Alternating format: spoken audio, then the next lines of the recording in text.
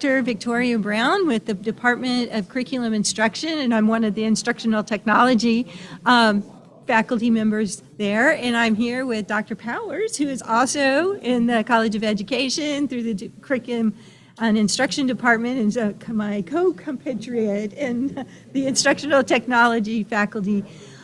So what we're going to do here today, as we come close to wrapping up our live streaming event, is that I'd like to share from an instructor or as a professor point of view. You've heard from students, you've heard from practitioners, and what does this mean for us in a bigger, wider scope kind of point of view of why is it important to teach robotics and why we're doing it here at FAU. So Dr. Powers has actually been working with robotics a lot longer than I have. So I'm going to kind of let her kind of start talking a little bit about why she found robotics important for our students here at FAU. Well, first and foremost, robotics and coding and computational thinking and STEM in general is really such an essential skill.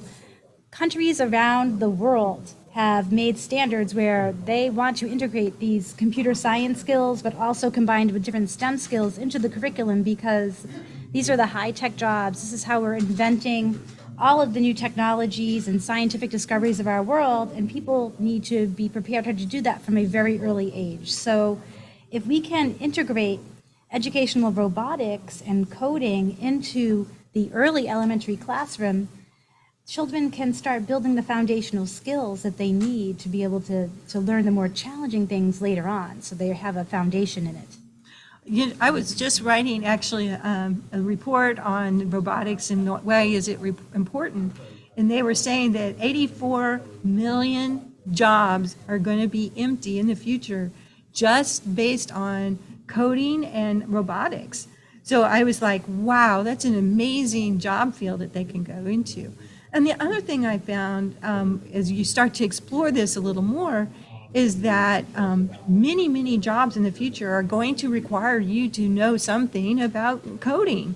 And today, even in our homes, we have AI in our homes. We have to be able to talk to the AI. We have to be able to communicate with the AI in order to get the information that we want from that, whether it's AI or artificial intelligence or the future robots that we might be interacting with. They are. We have been interacting with AI for much longer than we realize. So if we have Alexa, we have had AI in our home for over a decade. That's right. And we just didn't realize it. So surprise. Our Apple phones. Hey, Alexa.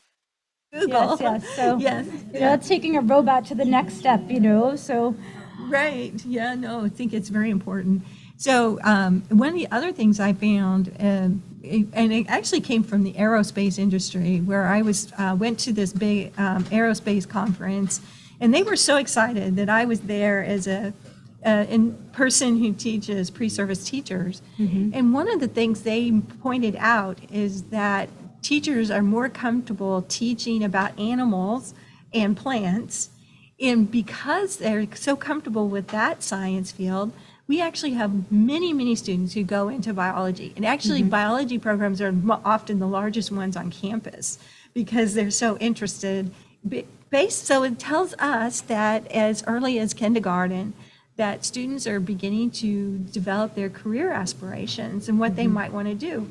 So it's very important for them to be exposed as early as kindergarten to the hard sciences, such as coding and robotics. And this robot can be, it's so cute, first of all. I feel like it's my little robotic pet. Yes. I've named this robot Rosie.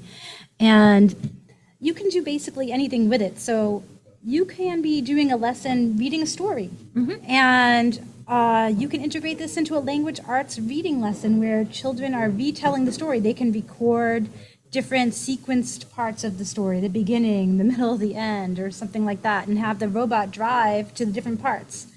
You can have the robot, as we did over here, drive around the solar system and say fun facts about planets.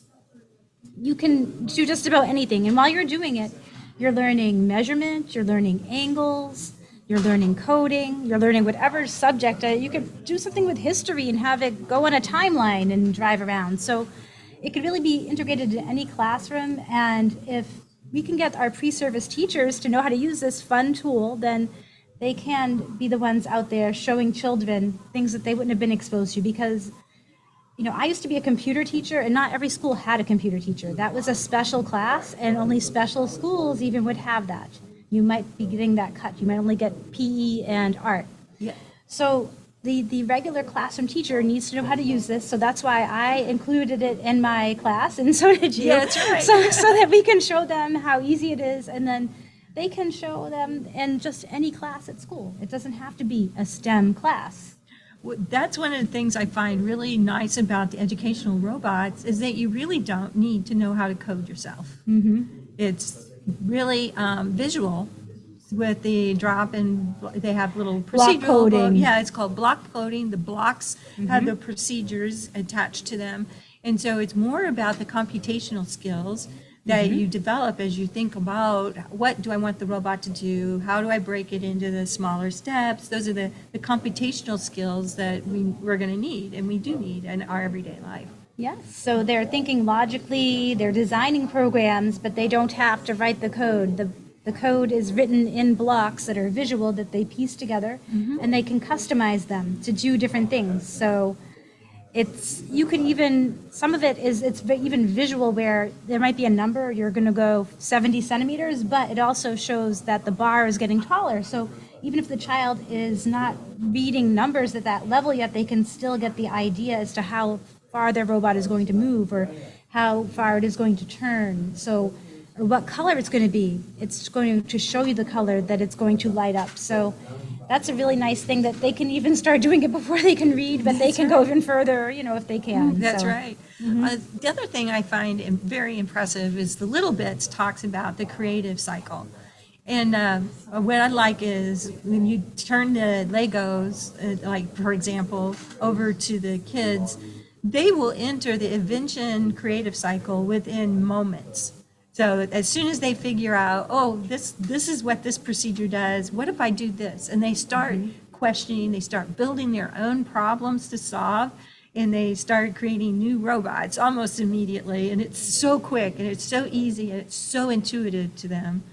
It's just amazing to watch happen. Yes, they want to do it themselves. So Yes, they do. I recently went to Miami to an event it was a fair, it was a literacy and arts festival. We brought STEM into it, okay? And we had the routine for the robot ready to go, but I think I played that routine one time, and basically I was helping children. They wanted to drive the robot to this planet, and everybody was coming up and taking a turn and coding the robot, and coming up with their own challenge where they wanted it to go, what they wanted it to do. Right, and that's exactly what they want us to teach. If society as a whole wants us to teach children to be creative problem solvers, and just by the pure exposure doesn't mean that you as a teacher need to be the expert by any means. I think we talked, I remember Nancy Rubin was here, and she said, just learn right alongside the kids. It's okay. They're going to love you for it. I think the other part of it that if people might be saying, wow, this is really great, I love all these little robots, but how am I going to integrate that into the curriculum? And so can you share a little more about how you see or envision these robots being integrated in the daily life of an elementary ed student? Of the students. So the teacher could use this robot. For example, in one classroom, the children in first grade were reading The Very Hungry Caterpillar. And we know that's a story where they have the 4 life stages of the caterpillar's life cycle. So the children read the story with the teacher, then they did some art, they drew the 4 different life cycles, and we put them on the floor. And then, it was so simple just with the children, helping them program it to drive to the first one, the second one, the third one, record what it was, and then retell the whole story. So it's very simple. You could do that with any story that has a sequence.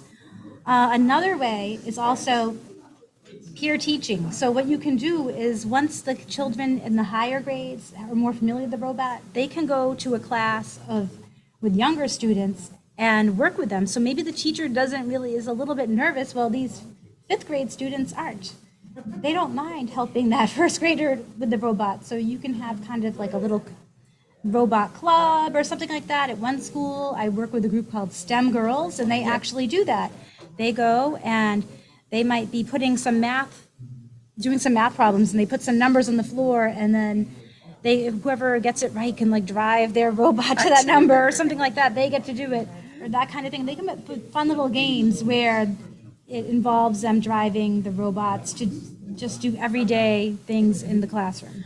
I think what the interest we know just from the history of instructional technology, but the robot introduces a unique experience, and because it's unique, it allows the student to better remember and transfer the skills that they've learned. So yes, it might take a little bit of time in the school day to get your robot maybe to go and demonstrate the life cycle of the butterfly, but they're more likely to remember those 4 stages and more likely to be able to apply it or put it into a different kind of content area, which is what we really want as teachers. We want them to remember and transfer that knowledge.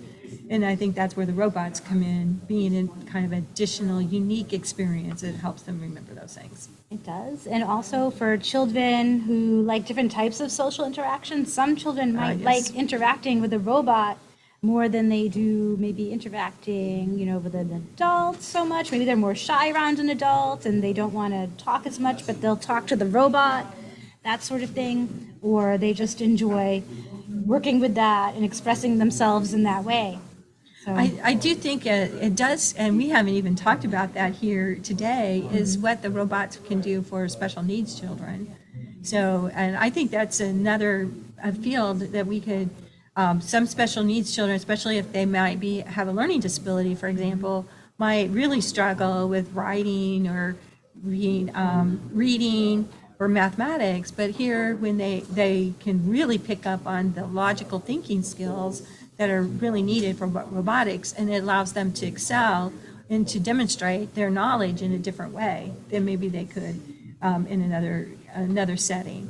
Or maybe it's an emotionally handicapped student, as you were talking about, who is shy and withdrawn, or maybe they're hyperactive, and this is a good way of channeling their hyperactive tendencies into a constructive project that they can be able to concentrate on and follow through with. It's endless. The teacher That's can right. be creative. Maybe with ESOL students, we want to go around the room and drive to different things and say them in different languages so that everybody can hear. So I was talking to a teacher. She had students who spoke 10 different languages in her class. So maybe we can have the robot say that thing 10 different ways and everybody can have a turn. Right. Yeah. There's just so many. Again, I like to say it's up to the creativity of the teacher and the students, right? What can be done with the robots once we get them set up and get them started. Yes. So, is there anything else you'd like to share about robotics? I just think that, they're wonderful. They're easy to use. Don't be afraid of them. That's right. Don't be afraid to fail. That's all about having a challenge and trying. And if first you don't succeed, try again. Right. And just have a lot of fun. I think you have a really good point there, that it builds a resiliency within the students to know that failure is not the end of the world. Yeah. You can definitely try something different. And I also like the fact that robotics actually integrates 3 different fields. If you think about it, it integrates electrical engineering, mechanical engineering, and computer science, all into one. So you're actually introducing them to 3 very large fields that need people in the future to be a part of them and be a part of that. Yeah. And you can do it in a K-6 classroom and incorporate that to butterflies. So I think you're right. Yeah. Well, it's been a delight to have all the people here. I do want to thank all of the volunteers that have come in. Maybe I don't know if you probably did not recognize, but many of the volunteers in the room were actually former instructional technology master students, or they're currently master students. One was even upcoming and was going to be a master student with us. And some of them are also in the doc program with the curriculum instruction with the specialization in instructional technology. So I'm very proud of all of our students and appreciate tremendously all the time that our volunteers have taken. And behind the scenes has been the Broward instructional technology team. And definitely need to give them a round of applause, please. They have done an amazing job. They've been following me around, or I've been following them around all day, and made sure that this went off well. I definitely appreciate all of that. And then I want to especially thank Linda Johnson, who is the vice provost of this particular campus, and her support for allowing us to work here and be a part and to do this event here. And also Dean Silverman, who paid for the video streaming so we could do this live with you. Also, I want to thank the Dr. David Kumar. This was his idea, and he also runs the STEM educational lab, and he's allowed us to partner with him in producing this particular event. So again, this event, I realize, want to share with everyone, it took 30 people to pull this event off today. So that means a lot to me, because I know it's my former students, it's my current students, and I feel like it's definitely showing that FAU can build a legacy in instructional technology in the region. So I'm so happy to be part of that. And Jillian, Dr. Powers, was the one who motivated me, along with behind the scenes, Dr. Musgrove, to get involved in robotics. So I want to thank them for motivating me. Yes, they deserve a round of applause. Yes, in the room. So.